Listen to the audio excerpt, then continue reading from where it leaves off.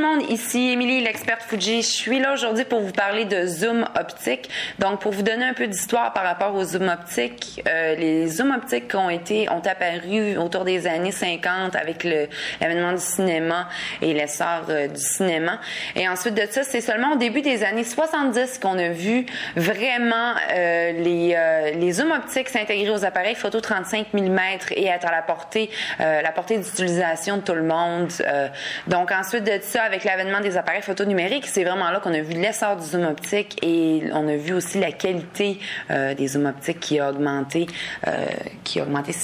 significativement.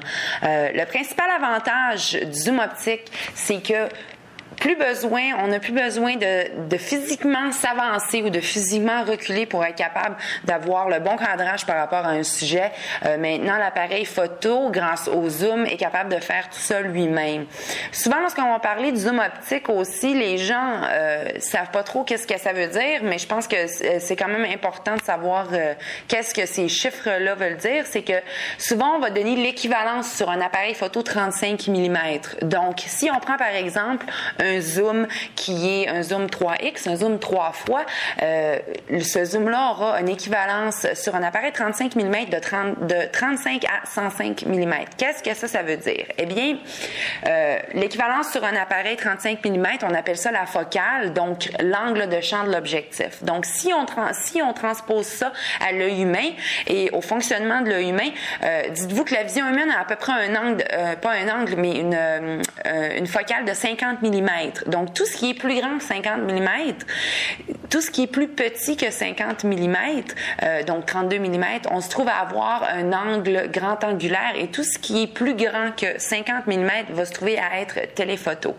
Comment on fait ensuite pour calculer pourquoi un zoom 3X se trouve à être de 35 à 105 mm? Eh bien, vous divisez votre valeur téléphoto par votre valeur grand angle et ça vous donnera votre valeur de zoom. Donc, si on prend 105 divisé par 35 va vous donner 3, donc vous avez une valeur de zoom 3X, un équivalent de 35 à 105 mm sur un appareil photo numérique.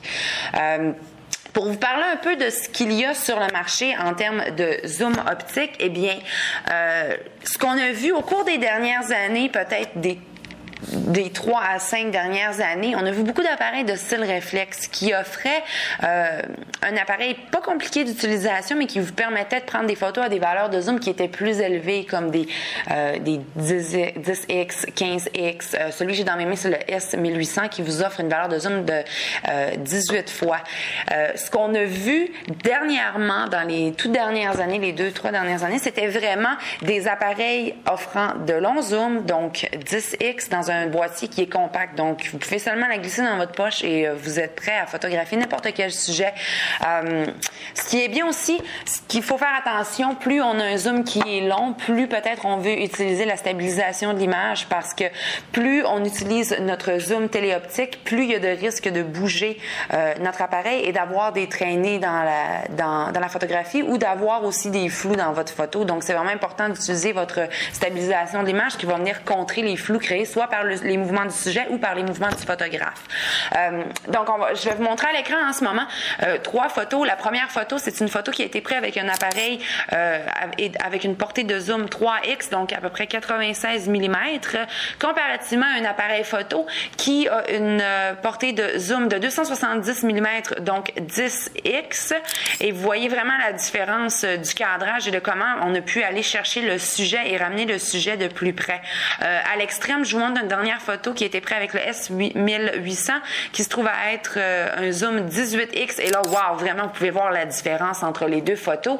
Donc, c'est un appareil qui est vraiment parfait si vous décidez, surtout si vous êtes en vacances. Les gens apprécient pouvoir vraiment prendre des photos de paysages et de pouvoir vraiment cadrer et d'avoir juste une partie de l'image dont les sujets sont plus intéressants.